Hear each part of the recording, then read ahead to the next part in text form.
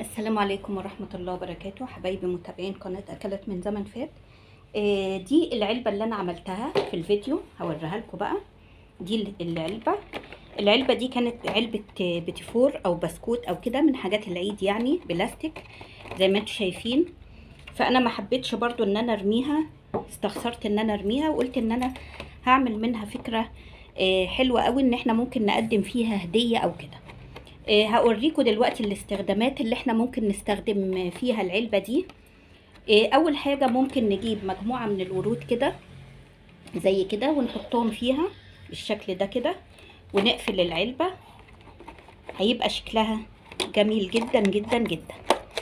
دي اول فكرة. يبقى دي اول فكرة زي ما انتم شايفين اهي، العلبة اللي احنا عملناها البلاستيك اللي كانت هتترمي. اول فكرة ان احنا حطينا فيها ورد، ممكن تقدميها لحد عزيز عليكي، ممكن تحطيها زينة في بيتك، ممكن تعملي بيها اي حاجة، الحاجة اللي تعجبك يعني. يبقى ده كده اول استخدام. هوريكم الاستخدام التاني بتاع العلبة.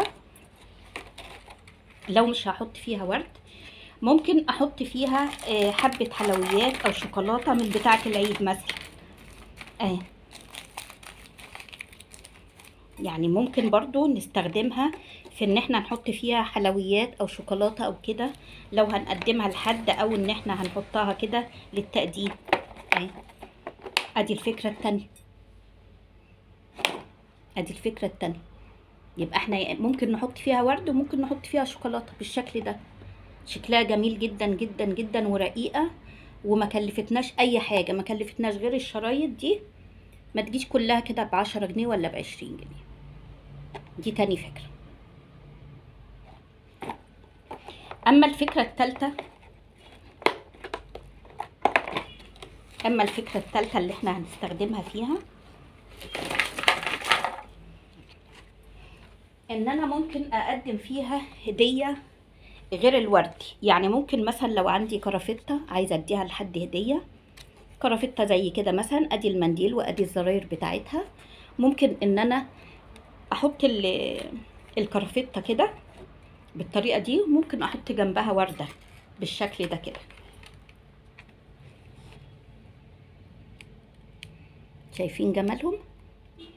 دي كلها افكار من حاجات ممكن احنا نبقى هنرميها. يعني انا ممكن خلاص كنت رايحة عند سلة الزبالة وهرميها في الزبالة، وبعد ما جيت ارميها بصيت لها كده واستخسرتها والله، وقلت لا خسارة. شايفين الجمال؟ بأفكار بسيطة خالص عملناها.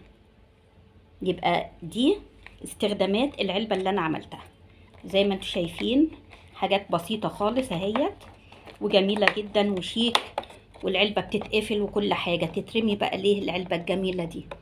ايه رأيكم في الافكار دي؟ اتمنى ان انتوا تدعموا القناة وتتفرجوا على الفيديوهات دي، وتكتبوا لي كومنتات حلوة ولايكات حلوة، وتحطوا لي لايكات. وطبعا تشيروا القناة، عشان القناة طبعا زي ما انتوا شايفين محتاجة دعم جامد منكم. اتمنى ان انتوا تجربوا الافكار دي. وعيد شم نسيم عليكم سعيد، وكل سنة وانتم طيبين، وسلام عليكم.